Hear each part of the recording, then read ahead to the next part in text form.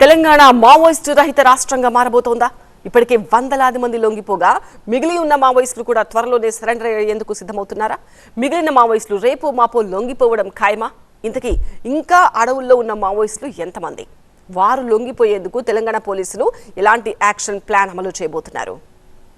దేశంలో operation Kagar successful గా చివరి దశకు చేరుతోంది. మావోయిస్టు టీంలు ఒక్కొక్కటిగా ఆయా రాష్ట్రాల పోలీసుల ముందు లొంగిపోతున్నారు. మరికొందరు పోలీసుల దగ్గర క్యూ కడుతున్నారు. మావోయిస్టులు లొంగిపోయేందుకు తెలంగాణ పోలీసులు ప్రత్యేక చర్యలు తీసుకుంటున్నారు. ఈ క్రమంలోనే జనవరి నుంచి 509 మంది మావోయిస్టులు తెలంగాణ పోలీసుల ముందు లొంగిపోయారు. వీరంతా వివిధ రాష్ట్రాలకు చెందిన వారైనప్పటికీ తెలంగాణ నుంచి మాత్రం కొందరే ఉన్నారు. వివిధ దశల్లో తెలంగాణ క్యాడర్ కు చెందిన వారు లొంగిపోగా ఇంకా 54 మంది మావోయిస్టులు మాత్రమే మిగిలినట్టు పోలీసులు వెల్లడించారు. అందులోనూ 21 మంది మావోయిస్టులు మాత్రమే మిగిలినట్లు పోలీస్ రికార్డులు చెప్తున్నాయి. వారిలో 5 కేంద్ర కమిటీ సభ్యులు, 8 మంది రాష్ట్ర కమిటీ టీం, మరొక 8 మంది వేర్వేరు హోదాలకు చెందిన మావోయిస్టులున్నారు. ఇక మిగిలిన మావోయిస్టులు కూడా ఏ క్షణంలోనైనా సరెండర్ అయ్యే అవకాశం ఉన్నట్టు తెలుస్తోంది. దీంతో తెలంగాణ త్వరలోనే మావోయిస్టు రహిత రాష్ట్రంగా మారబోతోంది. శుక్రవారం PLGA క్యాడర్ కు చెందిన 41 మంది మావోయిస్టులు తెలంగాణ డీజీపీ శివధర్ రెడ్డి ముందు లొంగిపోయారు. భారీగా ఆయుధాలు సైతం అప్పగించి జనజీవన స్రవంతిలో చేరారు. ఇది తెలంగాణ చరిత్రలో అతిపెద్ద లొంగుబాటుగా చెప్పుకొచ్చారు డీజీపీ శివధర్ రెడ్డి. మిగిలిన మావోయిస్టులు కూడా జనజీవన స్రవంతిలోకి రావాలని పిలుపునిచ్చారు డీజీపీ శివధర్ రెడ్డి.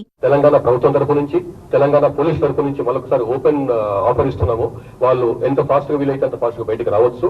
పోలీసుల ముందు వాళ్ళ ఆత్మసమర్పణ చేసుకోవచ్చు, ప్రభుత్వం ముందు లొంగిపోవచ్చు. వాళ్ళకి సంబంధించినటువంటి ఎట్లయితే వీళ్ళతో ఇట్లా ట్రీట్ చేస్తున్నామో ఆ విధంగానే వాళ్ళకు ట్రీట్మెంట్ ఉంటుంది. ఎక్కడ కూడా వాళ్ళని వాళ్ళ గౌరవానికి తగ్గట్టుగానే వాళ్ళని ట్రీట్ చేస్తాం. కాబట్టి వాళ్ళు కూడా మళ్ళొకసారి మా పిలుపుని అందుకొని తొందరగా బయటకు వస్తే మంచిది.